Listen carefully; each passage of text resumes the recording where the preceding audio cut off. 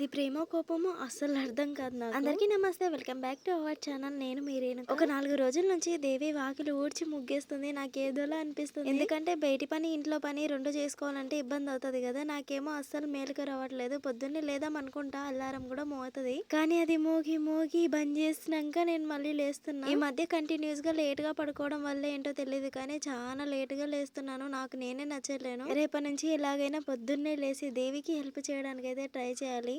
ఉన్న ఈ చిన్న వాకిలికి మేమిద్దరం గొడవ పడతాము. నేను ఊడుస్తానని. ఎందుకంటే ఒకరికి ఇబ్బంది అవ్వకూడదని ఇంకొకరం పని చేస్తామనేసి అంటాము. అందులోనూ నాకైతే ఊడ్చి నీళ్ళు చల్లి ముగ్గు వేయాలంటే చాలా ఇష్టము. ఇంకా పొద్దున్నే లేవడం ఇష్టం కానీ ఎందుకో లేవలేకపోతున్నాను. ఇంకా రేపు నుంచి గట్టిగా ట్రై చేయాలి. ఆల్రెడీ దేవి వాకిలి ఊడ్చేసింది కాబట్టి నాకు ఇంకేం పని లేదు, బ్రష్ చేసుకోవడమే. బ్రష్ చేసుకున్నంత సేపు అటు ఇటు తిరుగుతానే ఉంటాను. కానీ ఎక్కువసేపు వేయను, కొద్దిసేపే వేస్తాను. ఇంకా మా పెద్దోడు పెద్దగా అయ్యే కొద్దీ వాడే వంటలు చేస్తున్నాడు.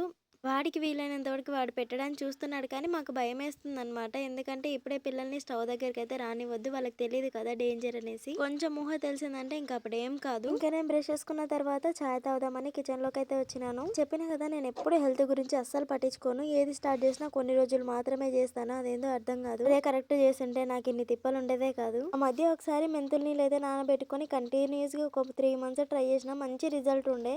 మళ్ళీ రీసెంట్ గా నువ్వుల పట్టి అయితే స్టార్ట్ చేసిన. పట్టుమని 10 రోజులు తిన్నా అంతే. మళ్ళీ చేసుకునే ఓపిక లేక అది కూడా మానేసిన. ఏది కూడా ఒక పట్టానైతే అస్సలు పాటించాను నేను. చాయ్ మాత్రం రోజుకి 4 సార్లు కాదు కదా, 40 సార్లు తాగుతా. ఎందుకో తెలీదు, చిన్నప్పటి నుంచి చాయ్ అంటే అంత ఇష్టము. ఇంకా పిల్లలకైతే పాలు పోషిస్తున్నాను. దేవి బయట బ్రష్ అయితే వేసుకుంటుంది అనమాట. చాయ్ మాత్రం అందరం వేడివేడిగా తాగుతాము. రీసెంట్ గానే చాయ్ పొడి అయితే చేంజ్ చేసినాము. చాలా బాగుంది. ఇలాచి ఇంకా తులసి ఫ్లేవర్ తో చాలా బాగుంది అనమాట. ఇంకా చాయ్ తాగుతూ నేను దేవి ముచ్చట పెట్టుకుంటున్నాను. అది కూడా మీ గురించేనండి. వీడియోలో అయితే చూస్తున్నారు కానీ లైక్ చేయట్లేరు, సబ్స్క్రైబ్ చేయట్లేరు. అందుకనేసి మీ గురించే మాట్లాడుకుంటున్నాము. కనీసం వీడియో చూసిన తర్వాత ఒక లైక్ కొడితే ఎంత సంతోషంగా ఉంటుంది చెప్పండి. ఈ మధ్య లాంగ్ వీడియోస్ అయితే చాలా తక్కువగా పెడుతున్నా కదా, ఎట్లా పెట్టాలి ఏం పెట్టాలి అనేసి దేవితో అయితే డిస్కషన్ చేస్తున్నా. దేవి నాకు అనమాట ఇట్లా పెట్టు అట్లా పెట్టని. కానీ మనకు వీలు అవ్వకనే కదా వీడియోస్ అయితే పెట్టండి. ఇంకెలా పెడతాను నేను. చాయ్ తాగిన తర్వాత ఒకసారి ఫామ్ దగ్గరికి అయితే వెళ్ళొచ్చి వచ్చి అక్కడ నుంచి పనులు అయిపోయిన తర్వాత ఇంటికి వచ్చి లంచ్ చేస్తున్నాను. ఈ రోజు లంచ్ లోకి దేవి అయితే పప్పు చేసింది. ఇంకా తిన్న తర్వాత మళ్ళీ ఫామ్ దగ్గరికి అయితే వెళ్ళాను. నేను ఫస్ట్ ఫామ్ దగ్గరికి వెళ్ళిన తర్వాత ఫస్ట్ గొర్రెపిల్లలకైతే నీళ్లు పెడతాను.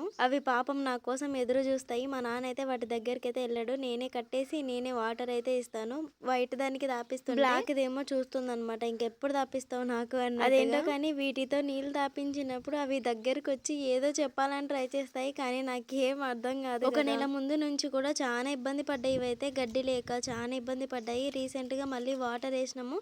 అప్పటి నుంచి గడ్డి వచ్చిన తర్వాత కొంచెం మంచిగా తింటున్నాయి. ఉన్నవి 2 కదా, గొర్రె మందలలో గొడదాం అంటే ఎవ్వరు కూడా తీసుకోవట్లేరు. చాలా ఇబ్బంది అవుతుంది మాకు అనేసి ఎంత మందిని అడిగినా ఎవ్వరు తీసుకోవట్లేరు అనమాట. ఎందుకంటే ఆల్రెడీ మేము గొర్రె పిల్లల్ని వర్షాకాలంలో తీసుకొచ్చినందుకు మొత్తం చనిపోయినాయి, 2 మాత్రమే మిగిలినాయి. అందుకే అందరూ భయపడుతున్నారు అనమాట తీసుకోవడానికి. మాకేమో అస్సలు అర్థం కావట్లేదు ఈ రెండింటిని మెయింటెనెన్స్ చేయడం. ప్లేస్ ఉండి గడ్డి ఉంటే పర్లేదు, బట్ వాటికి ప్లేస్ ఉంది కానీ గడ్డి అయితే లేదనమాట. అందు గురించి మా బాధ. వైట్ దాన్ని తాయించినప్పుడు ఏమన్నదిలే కానీ ఈ బ్లాక్ దాన్ని తాయించినప్పుడు చాలా భయం వేస్తుంది నాకు. ఎందుకంటే ఇప్పటికీ ఎన్నిసార్లు గుద్దిందో. అయితే నా పరిస్థితి ఏంటా అని చాలా భయం అవుతుంది. ఇంకా నీళ్ళు తాయించినప్పుడు మాత్రం మంచిగా ముచ్చట్లు పెడతా దగ్గరకు. నేనైతే కూరగాయలు నాటినాం అనమాట. ఫస్ట్ అయితే కూరగాయలు అన్నింటిని తీసుకొని ఫామ్ దగ్గరికి అయితే వెళ్తున్నాం. మేమైతే ఫస్ట్ టమాటా నారు, మిరప నారు నాటుదాము. అక్కడి వరకే టైం సరిపోతుందిలే. ఇంకా అన్ని నాటడానికి వీలైతుందో లేదో కానీ అన్ని తీసుకొని వెళ్ళి అక్కడనే పెట్టేద్దాం అనేసి దగ్గరికి అన్ని తీసుకొని వెళ్ళి పెట్టేసినాను. మేము వెళ్తుంటే ఈ ఆవు చూసారా ఎట్లా చూస్తుందో. నాకు ఆవులు అంటే చాలా ఇష్టం. అందులోని ఈ వరి పొలాలు అయితే చూడడానికి చాలా అంటే చాలా బాగుంటాయి. అక్కడ నుంచి వెళ్తుంటే పంట పొలాలు నీళ్ళ వాసన ఎంత మంచిగా వస్తుందో. మేము ఫామ్ దగ్గరికి వెళ్ళంగానే మా రాకీ గాడు వచ్చేసాడు. నీకేం తెచ్చానా అని వాని ఆశ.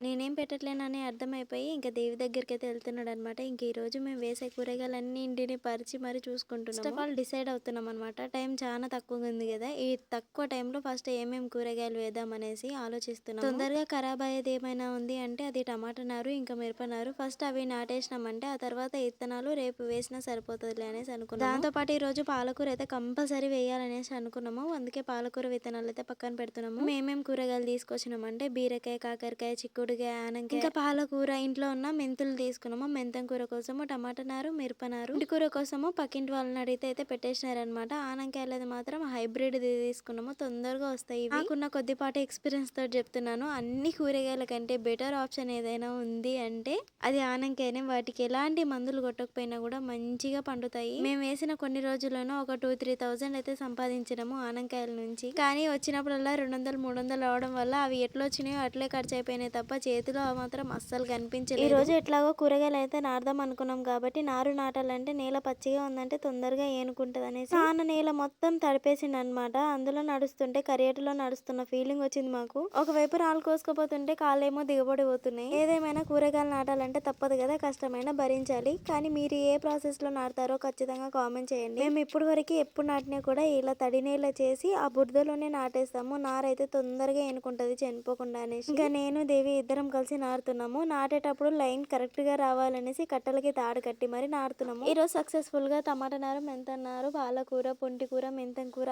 కొనని బెండకాయ విత్తనాలు అయితే నాటినాము. కూరగాయలు నాటడం మాత్రమే కాదు కదా, కోళ్ళ పని కూడా చూసుకోవాలి కాబట్టి ఇంకా ఈవినింగ్ కాగానే ఆపేసినాం అనమాట. ఇంతవరకు చూసారు కదా, వెళ్లే ముందు లైక్ అండ్ సబ్స్క్రైబ్ చేసుకొని వెళ్ళొచ్చు కదా. Bye bye.